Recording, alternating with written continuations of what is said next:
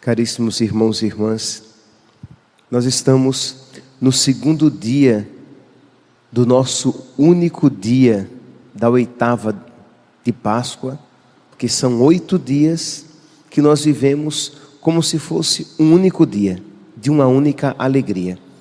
E a igreja vai nos oferecendo vários textos evangélicos que falam a respeito da ressurreição, para aumentar a nossa fé em Cristo ressuscitado, para despertar também nos nossos corações o desejo de fazer uma experiência com Cristo ressuscitado. Pois bem, o evangelho de hoje nos apresenta Maria Madalena, aquela do qual saíram 7 demônios, que ela está chorando no túmulo. Estamos aqui na manhã da ressurreição. Jesus ressuscita. As mulheres, é interessante que são as mulheres as primeiras a encontrar e a receberem a notícia de Jesus ressuscitado. No nascimento, os anjos anunciam aos pastores. Na ressurreição, os anjos anunciam às mulheres. Elas estão ali chorando diante do túmulo. Elas voltam para anunciar aos apóstolos tudo aquilo que havia sido dito a elas. Eles de imediato não acreditam. Elas retornam com Pedro e João, que veem e retornam para casa, mas elas, no caso aqui Maria Madalena, ela permanece. Ela foi, anunciou, voltou e ficou ali chorando. Levaram o meu Senhor e não sei onde o colocaram. O corpo do meu Senhor não está aqui, e por causa disso ela chora. É interessante, meus santos, e isso para a nossa vida espiritual seria uma fonte de sabedoria, de encontro com Deus e de muita oração. É interessante, ela está chorando pelo motivo que a deveria alegrar. Ela está chorando por quê? Porque o corpo do seu Senhor não está lá. E exatamente por causa disso ela deveria estar feliz. Por quê? Porque ele havia ressuscitado. É verdade. Ela ainda não sabia que ele havia ressuscitado. O seu sofrimento era tanto, a sua dor era tanta, as suas lágrimas eram tantas, que ela não conseguia ver os sinais dos lençóis que estavam desinflados. Não é que os lençóis estavam dobradinhos, como alguém se levanta e dobra os lençóis. Não. Os lençóis estavam desinflados, isto é, algo aconteceu, porque não tinha como o corpo de Jesus ter saído. Para isso você tem que saber como é que os corpos eram sepultados. Um lençol grande, ele cobria todo o corpo, pela frente e por trás, e depois um outro, ele ia enrolando o corpo em forma de casulo.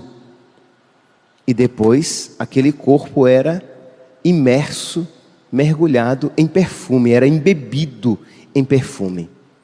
Pois bem, quando elas chegaram, aqueles lençóis estavam desinflados. Quer dizer, algo aconteceu, algo diferente ali aconteceu. Mas ela estava sofrendo tanto que não conseguiu ver aquele sinal. Pelo menos que era um sinal de algo diferente que havia acontecido. Ela não se deixou tocar pela presença dos anjos que falaram com ela: mulher, por que choras? E ela sequer reconheceu o seu Senhor quando com ela falou, achando que era uma outra pessoa, era alguém que estava ali, era o jardineiro. E Santo Agostinho diz tão belamente, ele diz: quem vê não chora, e quem chora não vê. Isto é, se você está chorando, a capacidade de ver fica comprometida, porque as lágrimas, elas distorcem a realidade. Você vê as pessoas meio distorcidas, porque as lágrimas fazem isso. Pois bem, o sofrimento também, de alguma maneira, faz isso. Faz com que você não veja as coisas como elas são, mas meio distorcidas. O sofrimento compromete a nossa capacidade de ler a realidade, de ver as coisas. É só a gente olhar para o próprio coração, para a própria existência, e ver que não poucas vezes, quando sofremos, tornamos as coisas mais difíceis do que são, mais complicadas do que são, mais aterrorizadoras do que são. Por quê? Porque estamos sofrendo, e aquilo nos compromete. E Maria então, Maria Madalena, está sofrendo, e ela não vê nada. Ela não vê nada além do seu sofrimento, motivado pelo amor.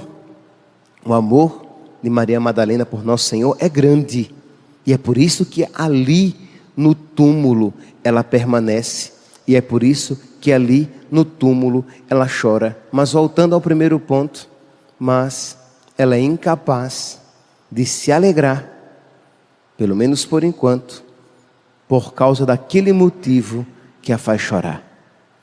Meus irmãos, se nós aplicarmos isso para a nossa vida espiritual, repito, é uma fonte de grande intimidade com Deus. Nós às vezes não compreendemos a ação de Deus na nossa vida e choramos, nos lamentamos, reclamamos, quando deveríamos nos alegrar. Por quê? Porque aquele sofrimento é apenas sinal de algo muito maior que Deus está preparando. No caso de Maria Madalena, de Jesus vivo e ressuscitado.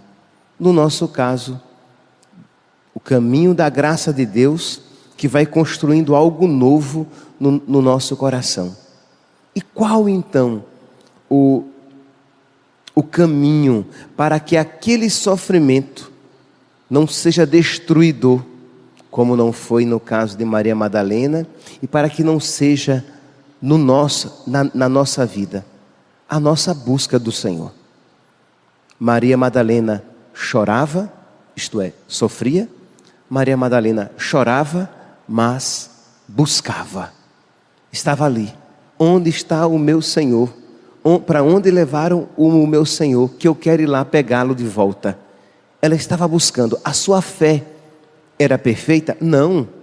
Por quê? Porque ela não cria ainda na ressurreição. Pelo menos não a esperava, porque estava ali procurando um morto e não o vivo. Mas, embora a sua fé não fosse perfeita, existia amor no seu coração. E aquele amor fazia com que ela buscasse o seu Senhor. Às apalpadelas, na escuridão da sua alma, o Senhor ela buscava. Isso, meus santos, é ensinamento para nós. Se nós também, em meio às nossas lágrimas, em meio às decepções, em meio às tristezas, enfim, em meio à escuridão da nossa alma, se nós perseverarmos em buscar o Senhor misericordiosamente, mais cedo ou mais tarde, vai se apresentar a nós, como se apresentou a Maria Madalena. Ele foi ao encontro dela. Se ele não viesse, ela continuaria chorando e procurando, procurando e chorando, assim como nós. Se o Senhor não construir a nossa casa, em vão trabalharão os construtores. Se o Senhor não vigiar nossa cidade, em vão vigiarão as sentinelas. Se o Senhor não vier ao nosso encontro, em vão procuraremos a sua presença.